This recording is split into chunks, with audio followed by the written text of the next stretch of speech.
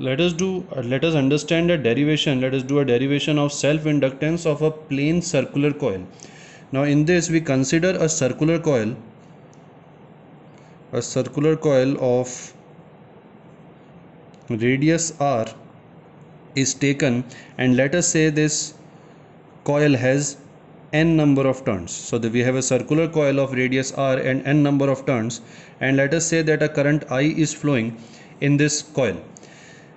Now if this is the coil, let us say this is a circular coil and current I is flowing like this. Now because of the flow of this I, there will be magnetic field generated at various points around this coil, and this magnetic field at the center, we have already done this derivation, this magnetic field will be given as mu naught Ni upon 2r. The magnetic field at the center of the circular coil, you can check in the previous videos, we have already done this derivation of this formula. Now if this is the magnetic field produced, then there will be some magnetic flux linked with the coil. This magnetic flux which is linked with the coil is given by NBA, where A is the area of cross section, and if we put the value of B here, then it will be N mu naught Nia upon 2r. So this flux will be equal to mu naught n square, and since it is a circular coil, so area of cross section can be given as pi r square. So if we put these values, then phi b, the magnetic flux linked with this coil, will become equal to mu naught n square I pi r upon 2. 1 r will be cancelled by the r in the denominator. So this will be the magnetic flux. Now we know that magnetic flux is related to self-inductance with this relation.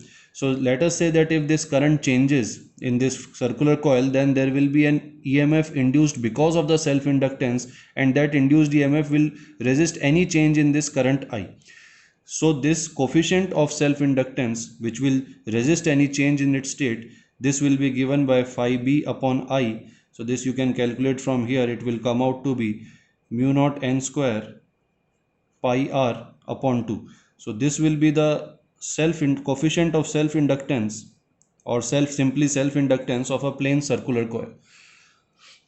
Now related with this same topic is the work done, because if the induced EMF is trying to reduce any change in this current, that means some work has to be done to establish this current or to bring the change in the current. So this work done, let us say that work done in a small time dt to establish current I, because you understand here that to establish this current I in the coil, the work has to be done. Generally this work is done by the source of the power, let us say battery, but some work has to be done by the source, because when the source of power is connected to this coil, current will rise from 0 to a particular value I, and because the because of self inductance of the coil and induced EMF of the coil, it will resist this increase of current from 0 to I. This will be resisted. So that means the power source has to do some work. So we are considering that work, and we are assuming that there be a small work done in time dt. So this small work done will be given by this formula that we have already done in previous videos. Here we can substitute EMF is L di by dt and I dt. So dt will get cancelled and we will have L I di. So this will be the small work done. Now if the current is increased, if I is increased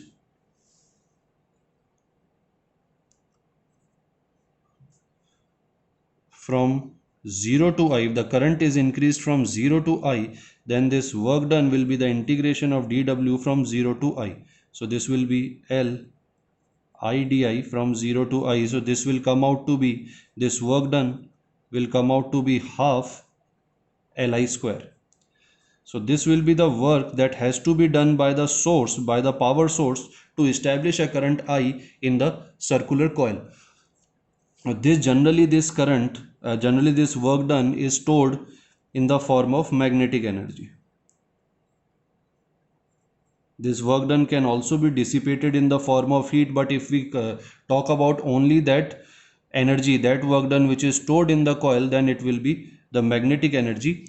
And when we are talking about solenoid, then it is always a magnetic energy, because in an ideal solenoid we consider that there is no heat generated and there is no magnetic field outside the body of the solenoid. So we can say that if we have a solenoid, then all the work that has to be done to establish a current I in the solenoid, that work will be stored in the form of magnetic energy in the solenoid.